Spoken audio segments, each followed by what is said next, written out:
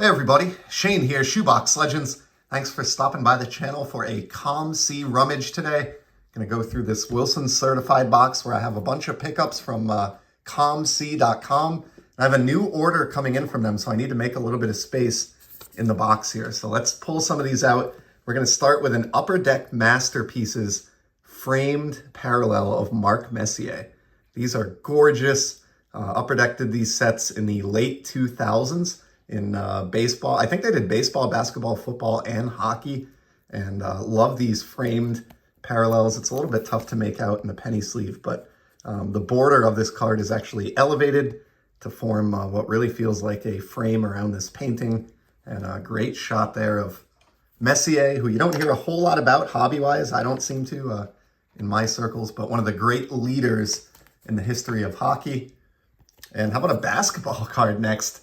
A Panini Crusade Brooklyn Nets card of Paul Pierce. That is very odd looking. He is a Boston Celtic to me, living here in New England, but of course, late in his career, bounced around a little bit and was with the Brooklyn Nets. But I love Crusade, just awesome shine. And this is just a cheap card to go in my small little basketball collection that I house in a Z Folio binder on my shelf over there. It was probably $1 to pick that up. Might have even been pocket change.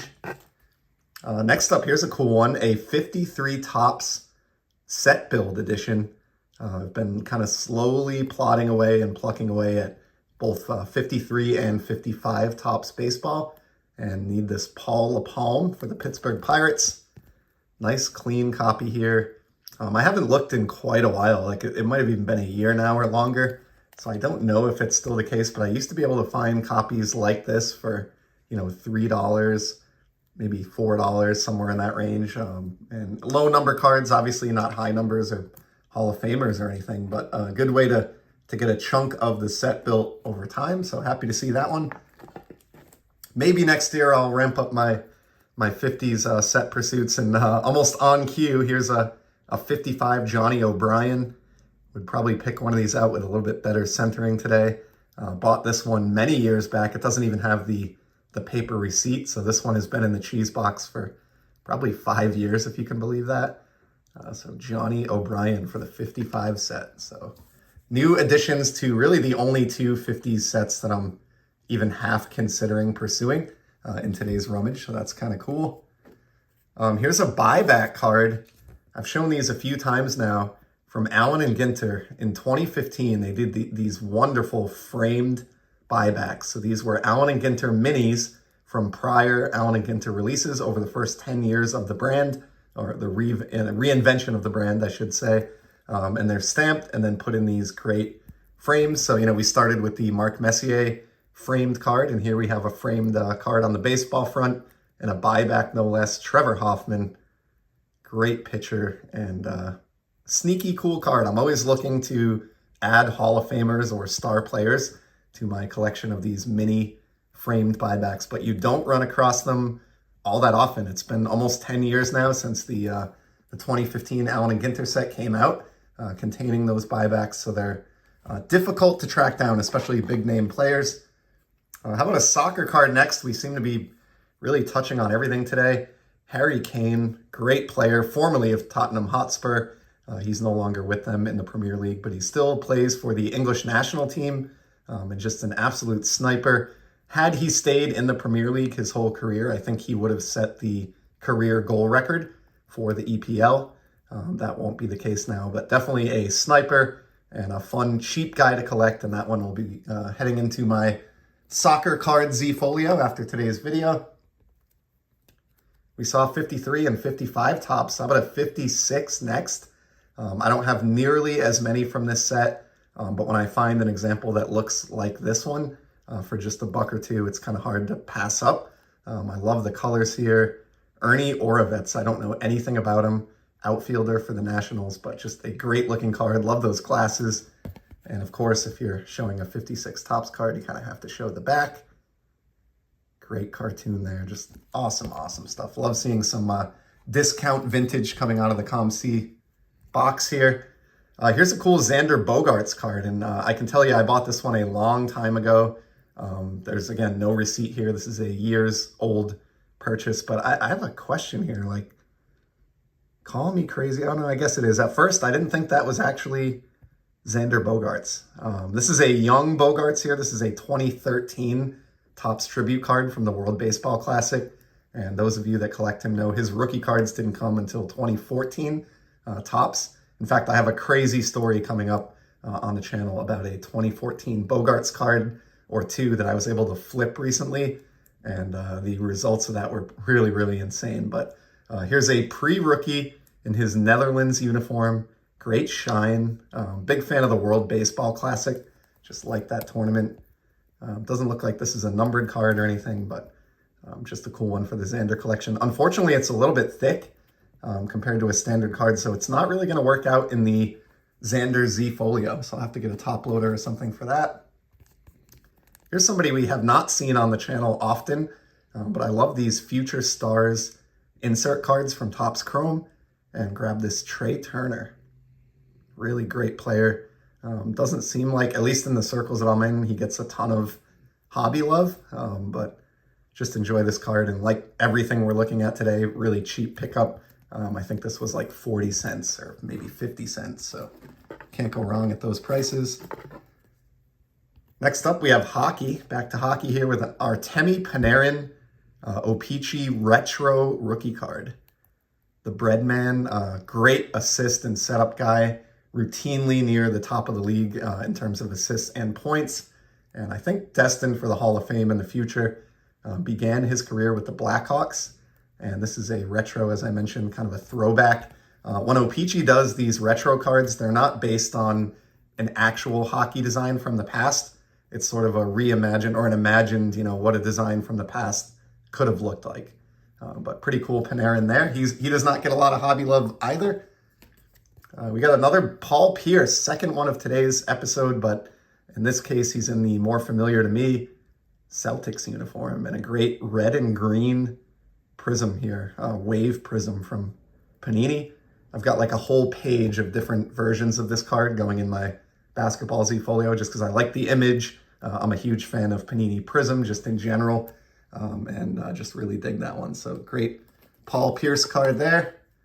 Here's another oversized 50s great from 1954 Bowman, Matt Batts. Awesome baseball name. I mean, it doesn't get much better than that. Matt Batts written on a bat. Love it.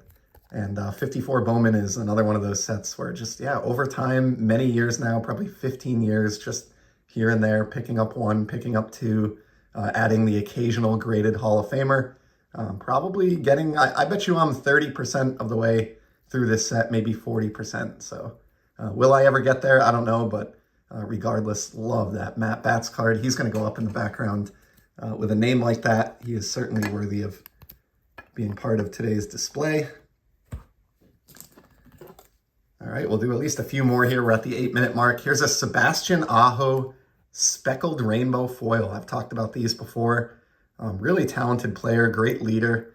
And these, you had to get 100 cards virtually in like an e-pack application. And then you could trade in those 100 virtual cards for one single speckled rainbow foil in your COMC inventory, like a physical card like this. So these aren't numbered, but the print runs on these are pretty limited. And this is a kind of a sneaky early career AO card there. Here's a really cool one, and the timing on this is great. So I've been working on a team set of the Boston Red Sox from 2019 Topps Chrome Sapphire. This is the one year that the Sapphire set doesn't have a blue tint to it at all. So basically these just look like atomic refractors. That's really what they are. And a key card in the Boston Red Sox team set that I was looking around for, I could swear I had picked up, but couldn't seem to put my hands on the other day, was this Fenway Park Red Sox team card. And great shot there of the ballpark that I've enjoyed so many memories at. Been probably hundreds of times now, or over 100 times between baseball games and concerts going back over the last 20 to 30 years. So great card. Really happy to have that one. And I'll be showing this team set as I work on it in an upcoming video. I might be a card or two short, so I might have to hit COMC and round it out. But hopefully a complete team set coming to the channel soon. And let's do another one here. This is a vintage, or really a hammer in the 50s today. A 59 Topps Frank Bowman, pitcher for the Red Sox. At one point, I was accumulating a 59 set as well. So I did have like a set builder phase earlier on in my collecting. I've somewhat gotten out of that just due to space and not wanting to hunt down expensive high number commons and things like that. But this is a really nice looking 59 Bowman there, so no complaints. But a Juan Soto next on the 1990 Bowman design and like a throwback rainbow foil card here. Again, cheap pickup, 50 cents or less. And I do have a Z folio of Juan Soto. He's a player that I enjoy collecting, so this will look really nice in that binder. Always fun to find like shine, cheap shine that looks incredible to kind of fill out those player binders. And then we'll finish with this card for today. It's one of my favorite parallels of the 90s, period. The wonderful Dufex foil that is Pinnacle Museum Collection. Look at this Pedro Martinez, early career Pedro from his time with Montreal. I'm actually going to take this out of the penny sleeve so you can really see the effect. But these cards are gorgeous. They started them in 1994, I believe. There's something on the card there. Started these in 1994, and this would be a third-year set, I think, from 1996. But same basic idea, all years where they parallel the whole set, and they use this incredible Dufex technology, which is really unique and one of a kind. Just a cool, sneaky good early career Pedro card there. Really happy to find this one on the site. I remember getting it for just a couple bucks. So there you go. And there's your museum collection designation on the back in case it wasn't extremely obvious based on the technology on the front of the card. So Pedro Martinez closing us out today, even though he was a starter. Thank you so much for stopping by for this rummage. I'll be back soon with some more content here on the channel. And until then, enjoy the hobby. Take care.